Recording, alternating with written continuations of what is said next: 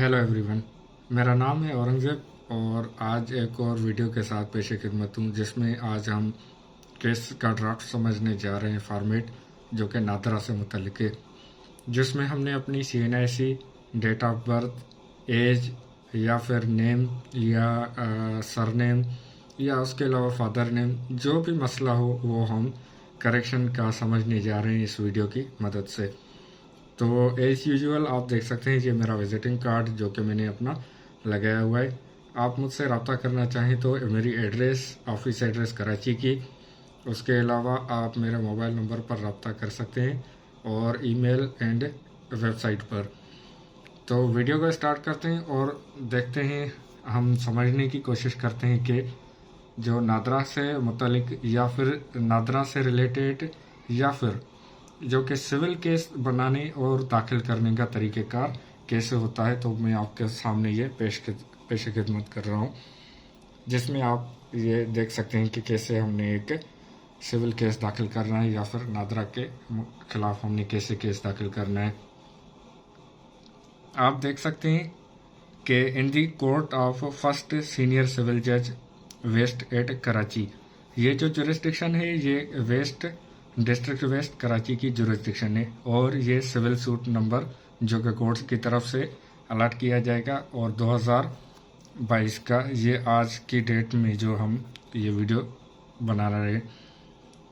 तो आपका मसला अगर लाहौर, पेशावर, कोयटा, लाड़काना, सक्खर या फिर मुल्तान या एबटाबाद, गिलगित बल्तिस्तान या चाहे कहाँ से भी हो तो आप उसका लिखेंगे इन द कोर्ट ऑफ आपके जो जुरिस्डिक्शन लगती है एट आपके प्रोविंस की, जैसे पंजाब हो गया वगैरह, तो उसमें आप लिखेंगे सिविल सूट नंबर। उसके बाद फिर आपने यहाँ पर पार्टी का नेम लिखना है, जैसे औरंगज़ेब सन ऑफ, उसके बाद फिर रेजिडेंट ऑफ, आप जैसे ये एड्रेस देख सकते हैं, आपने इसमें एड्रेस मेंशन करनी है।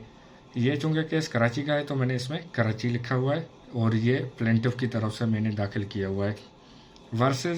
वर्सेस हम किसके खिलाफ दाखिल कर रहे हैं case? Party number 1, general manager regional office NADRA site area Habib bank Karachi. General manager NADRA के जो रीजनल ऑफिस है उसके खिलाफ, उसको हमने पार्टी 1 बनाया है। उसके बाद फिर party number 2, the director general national database and registration authority NADRA having head office Mira Mohammad Shah road MAMCS Karachi. ये हमारे 2 डिफेंडेंट हैं जिनको हमने रेस्पोंडेंट्स या फिर डिफेंडेंट या फिर इनके खिलाफ हमने केस दाखिल किया हुआ है। केस का title suit for declaration for change of name, father name and date of birth of plaintiff. इसमें हम समझने जा रहे हैं या फिर जो ये मैंने केस दाखिल किया हुआ है, इसको मैंने केस दाखिल करने का मकसद था कि सूट फॉर डिक्लेरेशन डिक्लेयर किया जाए फॉर चेंज ऑफ नेम, कि नादरा को एक डिक्री जारी की जाए, हुक्म जारी किया जाए जिसमें नादरा से नेम चेंज करवाया जाए, करवाने का father name and date of birth of plaintiff को चेंज करने का हुक्म जारी किया जाए। The plaintiff most respectfully begs to submit as under para number 1।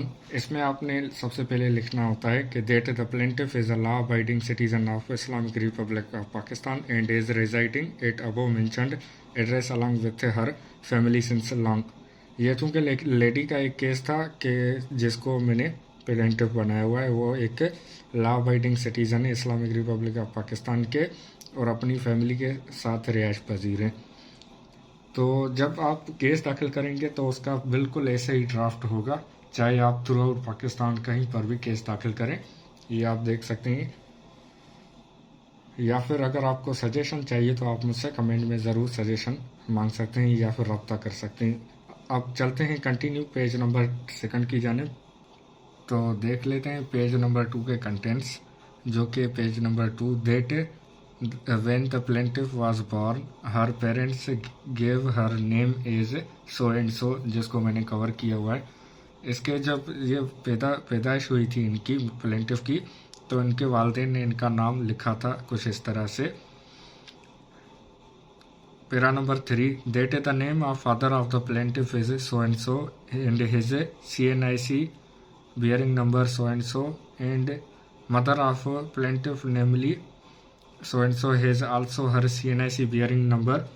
इसमें इनकी CNIC पर्सनल डिटेल है जिसको मैंने कवर किया हुआ है. It is pertinent to mention here that the above named plaintiff was born on, ये इस तारीख पर पैदाइश हुई थी उनकी, but due to some typical mistakes of Nadra, the date of birth of the plaintiff written as so and so in her CNIC. अब उनकी जो उम्र में CNIC लिखी, CNIC में जो उनकी एज लिखी गई है वो है कुछ गलत, जिसको करेक्ट करवाना चाहते हैं हम. उसके बाद photocopies of the CNIC of father and mother of plaintiff are attached herewith and marked as annexure A and B respectively. तो इसमें आपने अपना जिक्र करना है, जो आपका मसला है फैक्ट्स एंड मेरिट्स का आपने इसमें जिक्र करना है. उसके बाद फिर आपके पास अगर कोई सबूत है तो उसकी जो फोटोकॉपीज़ हैं वो आपने इसमें मार्क करनी है एज एनेक्चर ए बी या जितनी भी आपकी बनती हैं. उसके बाद फिर para number 4, that it is further submitted that the mother of the plaintiff namely so and so has also obtained form B in which the name of the plaintiff is clearly mentioned as and her CNIC number is also mentioned as so and so. इसमें आप जो इनकी privacy लिखी गई है, name CNIC वगैरह, उसका जिक्र किया गया है. Photocopy of the form B is attached herewith and marked as annexure C. तो इनका जो फॉर्म B है उसकी अनेक्चर की गई है C. Para number 5, that the plaintiff has attained the age of maturity. अब वो बालिग हो चुके हैं. She has also applied for her CNIC with Nadra Wind Service at Zia Colony, Karachi, and submitted her personal details with her name as so and so and father name as so and so. During giving birth personal details, the concerned official of Nadra asked the name of the mother of the plaintiff, which she disclosed as so and so, and after getting these details, the concerned official of defendant took the thumb and finger impression of the plaintiff and asked her to leave. मतलब जो नादरा की van service थी उसमें उनके thumb impression, finger impression वगैरह लिए गए. उसके बाद उनको कहा गया कि आप जा सकते हैं. तो ये इनकी टोटल डिटेल मैंने इसमें मेंशन की है. तो आपका अगर अपना केस अलहदा है तो हर किसी के केस की एक अपनी फैक्ट्स एंड मेरिट्स होते हैं. तो बहरहाल फॉर्मेट कुछ इस तरह से ही बनेगा. चलते हैं पेज नंबर 3 की जानिब. पेज नंबर 3, इसमें आप देख सकते that para number 6, that when the plaintiff has received her CNIC bearing so and so, she was shocked to see that her name is wrongly mentioned in her CNIC as so and so, whereas she is daughter of so and so and her real name is so and so. Photocopy of CNIC of plaintiff is attached herewith and marked as annexure D. तो आते हैं para number 7 में. आप देख सकते हैं कि that thereafter the plaintiff along with her mother so and so suddenly reached at the office of Nadra and disclosed that her CNIC has been issued with wrong name and she requested for her another CNIC. जब उनको पता चला कि उनकी CNIC में गलत इंदराज किया गया तो वो नादरा ऑफिस गई, जहाँ पर उनको कहा गया कि आप कोर्ट से रब्ता करें. तो उसके बाद फिर आगे चलते हैं. Para number 8, that earlier the officials of defendant were kept the plaintiff on false hopes with different pretexts from one to another. मतलब उनको सिर्फ दिलासे में रखा गया, आश्रय में रखा गया, लेकिन उनका मसला हल नहीं किया जा रहा था. Para number 9, that during this tenure the applicant and her mother time and again visited the office of the defendant. मतलब वो नादरा ऑफिस बार बार गई. and all their sincere efforts remain unfruitful. मतलब वो नादरा ऑफिस गई लेकिन उनका कोई भी सुनवाई नहीं हुई. Para number 10, that thereafter in the year 2016 the official of the defendant looked into the matter and asked the mother of the plaintiff, Ms. Mati so and so, to execute an affidavit for surrender. One CNIC issued with the name of so and so because on the said CNIC the pictures of thumb impression of plaintiff or appears. मतलब जो उनके CNIC पर thumb impression पहले से दिए गए थे वो उन पर ज़ाहिर हो रहे थे, जिस वजह से उनको कहा गया कि आप ये सरेंडर करें. तो बहरहाल para number 11, that as per direction of the officials of defendant, the mother of the plaintiff has executed the said affidavit of surrender and submitted the same before the office of defendant. Photocopy of the affidavit is attached herewith and marked as annexure E. तो आप देख सकते हैं कि जो जो annexure लगते जा रहे हैं उनको ABCDE एनेक्चर बनाया जा रहा है. तो आपका जो केस बनेगा उसमें आपकी जो फैक्ट्स हैं, जो हकीकतें हैं वो कुछ मुख्तलिफ होंगी, क्योंकि हर केस की अपनी फैक्ट्स मतलब हकीकतें और मेरिट्स अलहदा होती हैं. तो बहरहाल केस बनाने का ड्राफ्ट इस तरह से ही होगा. तो चलते हैं पेज नंबर 4 की जानिब.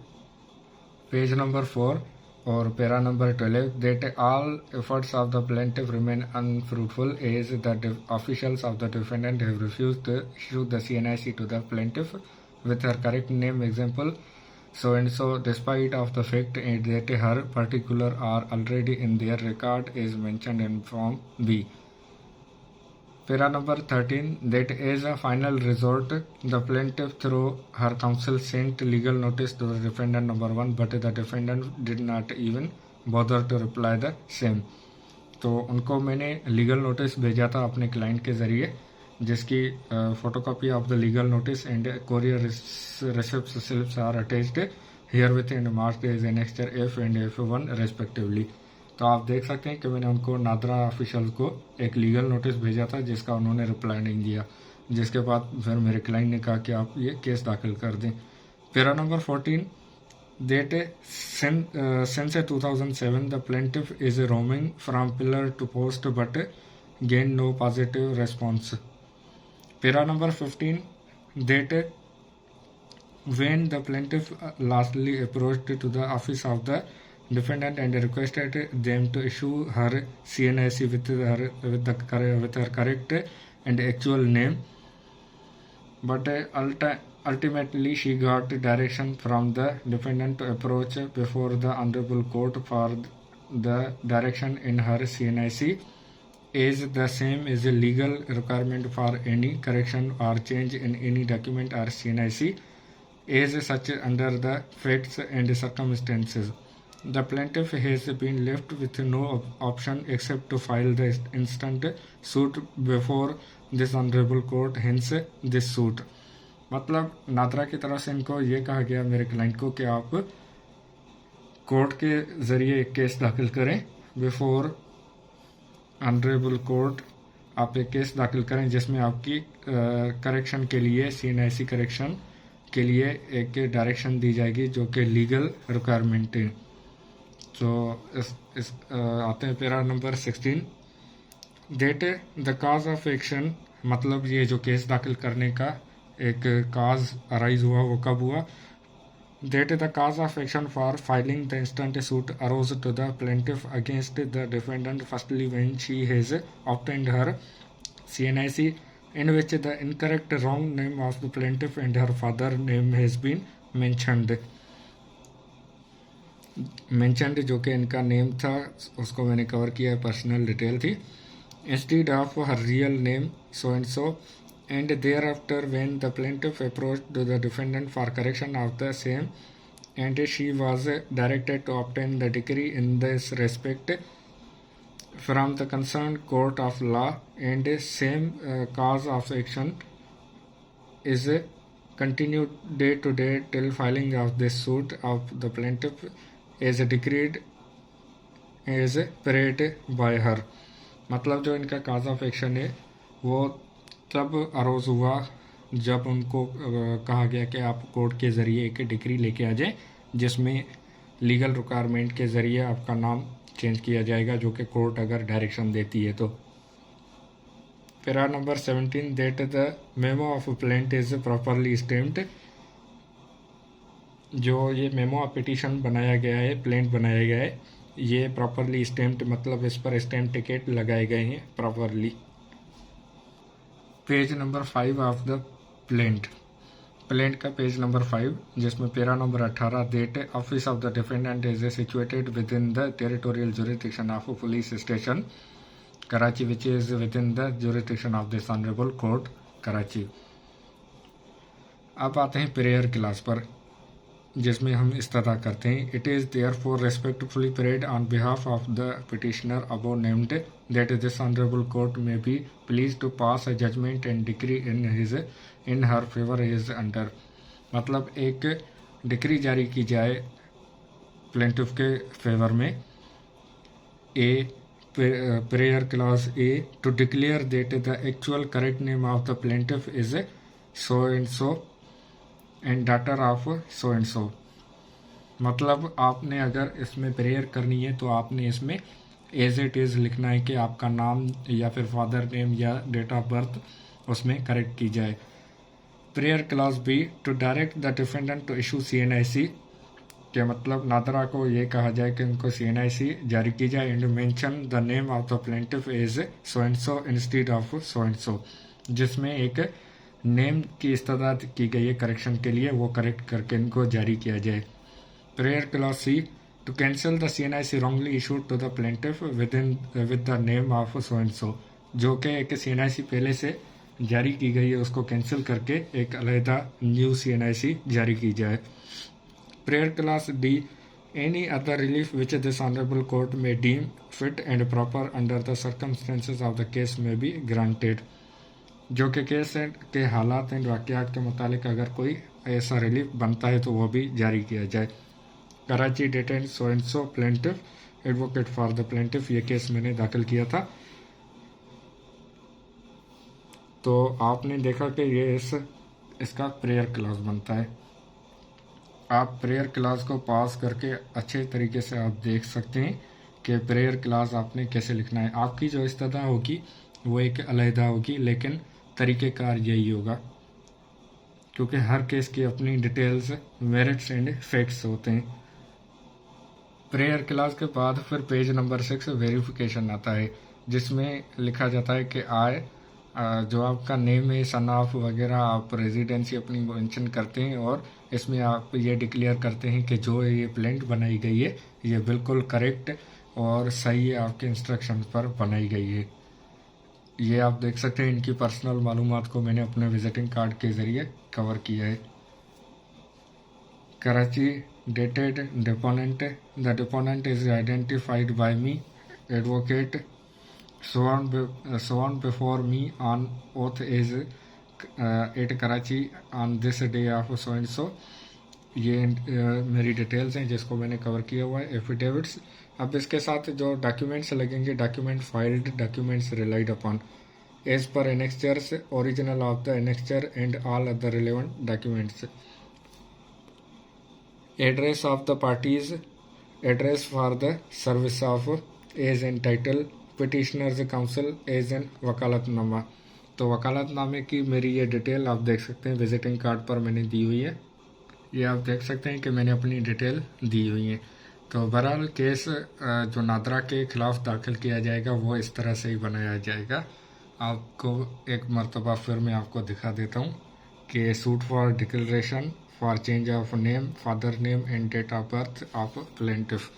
तो बहरहाल ये इस तरह से बनेगा।